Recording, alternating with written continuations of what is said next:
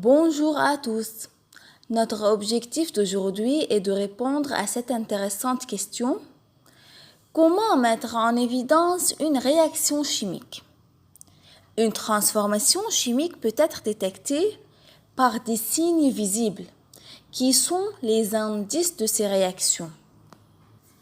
Il existe 4 signes visibles qui accompagnent toujours ces transformations. Allons-y pour les identifier ensemble. Le premier indice est le changement de couleur. Voyons la réaction entre l'iodure de potassium et le nitrate de plomb, qui sont de liquides incolores. Quand on les ajoute ensemble, la couleur change en passant de l'incolore à la couleur jaune. Donc, le signe de cette transformation chimique ou de cette réaction était le changement de couleur. Regardez à droite de la figure pour comprendre qu'est-ce qu'il s'est passé au niveau microscopique. Le potassium, qui était lié à l'iodure, échange sa place avec le plomb qui était lié au nitrate pour former de nouvelles substances et donner de nouveaux produits.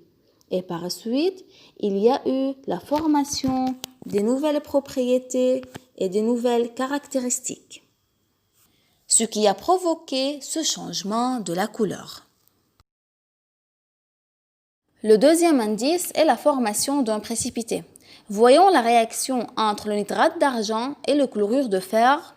Ces deux réactifs liquides réagissent ensemble pour donner un produit solide. Ce produit solide est nommé précipité. Le troisième indice est le dégagement gazeux. Bien sûr, vous savez qu'une réaction entre un calcaire et un acide produit le dioxyde de carbone qui va s'échapper à l'extérieur en formant des bulles de gaz. Ce phénomène qui est connu sous le nom effervescence, qui est dû à un dégagement gazeux, est un indice d'une réaction chimique.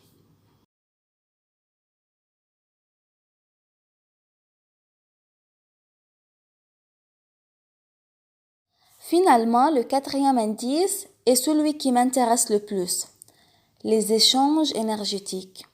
Au cours des transformations chimiques, toujours il y a un échange de l'énergie entre le milieu intérieur et le milieu extérieur, c'est-à-dire entre cette réaction et l'atmosphère.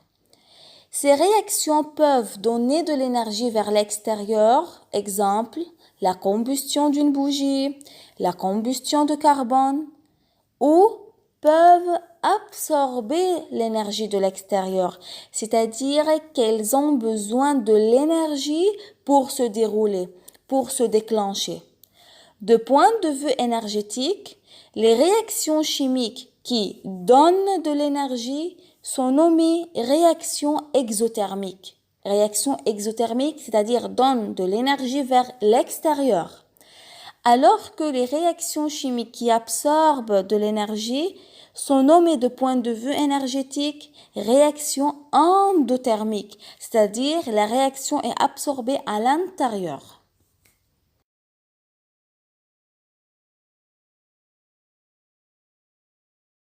Notez bien, les réactions exothermiques peuvent donner 3 formes énergétiques. Elles peuvent donner de la chaleur, elles peuvent produire de l'électricité et elles peuvent donner de la lumière.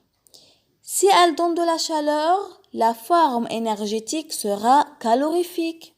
Si ces réactions produisent de l'électricité, la forme énergétique sera électrique. Et si elles donnent de la lumière, la forme énergétique sera lumineuse. On a terminé notre leçon. À bientôt mes chers élèves.